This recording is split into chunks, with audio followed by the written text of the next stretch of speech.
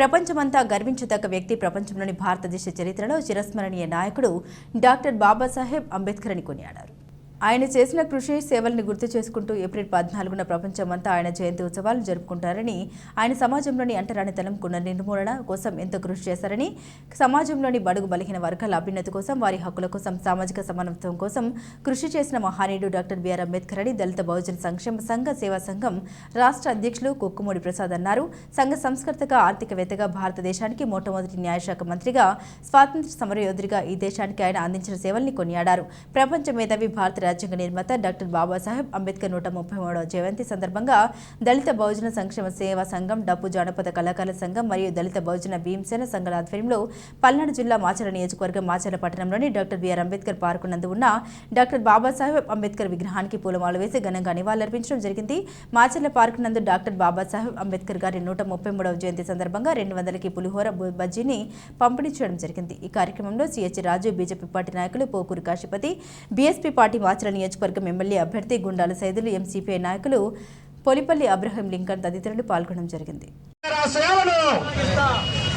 మిత్రులందరికీ ఈరోజు మనందరి ఆరాధ దైవం, మనందరి వాడైనటువంటి ప్రపంచ మేధావి, భారత రాజ్యాంగ నిర్మాత డాక్టర్ బాబాసాహెబ్ అంబేద్కర్ గారి 133వ జయంతి శుభాకాంక్షలు తెలియజేసుకుంటూ, మరి డాక్టర్ బాబాసాహెబ్ అంబేద్కర్ గారు ఈ ప్రపంచంలో, భారతదేశంలో చిరస్మరణీయుడిగా నిలిచినటువంటి నాయకుడు ఎవరైనా ఉన్నారంటే అది బాబాసాహెబ్ అంబేద్కర్ గారు మాత్రమే.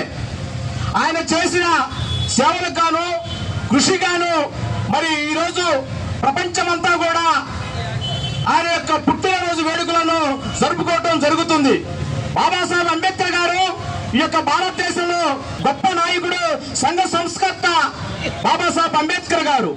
ఆయన ఈ యొక్క భారతదేశానికి స్వాతంత్రం వచ్చిన తర్వాత మొట్టమొదటి న్యాయశాఖ మంత్రిగా పనిచేసిన ఘనత బాబాసాహెబ్ అంబేద్కర్ గారికే దక్కుతుంది.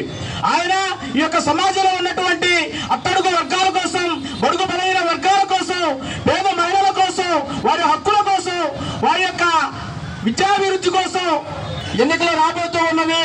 ప్రతి ఒక్క బహుజన నాయకుడు గాని, ప్రతి ఒక్క కార్యకర్త గాని, బడుగు బలైన వర్గాలు గాని మీ యొక్క అమూల్యమైనటువంటి ఓటు హక్కును మరి మంచి వారిని ఎన్నుకునే విధంగా వారిని గెలిపించాలని చెప్పేసి ఆలోచించి భీములు అంబేద్కర్ గారి జయంతి శుభాకాంక్షలు తెలియజేసుకుంటూ సెలవు తీసుకుంటూ ఉన్నాను. జోహార్ డాక్టర్ బిఆర్ అంబేద్కర్, జోహార్ డాక్టర్ బిఆర్ అంబేద్కర్.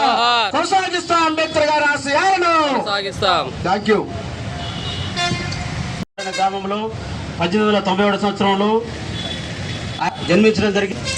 నుంచి ఈ యొక్క నీటి సమస్య ద్వారా వాళ్ళ ఊళ్ళో సమస్యని ఎదుర్కొని భారతదేశం అంతటికి ఒక పెద్ద రాజ్యాంగాన్ని, 383 పేజీల రాజ్యాంగాన్ని అందజేసి ప్రపంచ దేశాలన్నిటికంటే పెద్ద రాజ్యాంగంగా సమానమైన హక్కులు, సమానమైన చట్టాలు, రిజర్వేషన్లు ప్రతి ఒక్కరికి కూడా పొందుపరిచి ఒక భారత రాజ్యాంగాన్ని అంతటి కూడా ఒక సమానమైన పరిపాలన తీసుకురావాలని చెప్పి ఒక రాజ్యాంగం రాయడం జరిగింది. ఈరోజు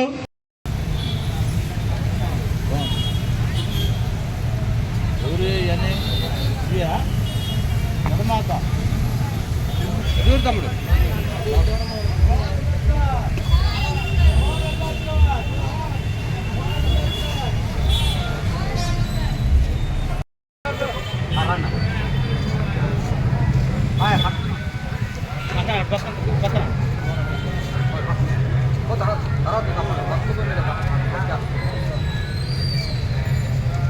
పక్క చూడండి.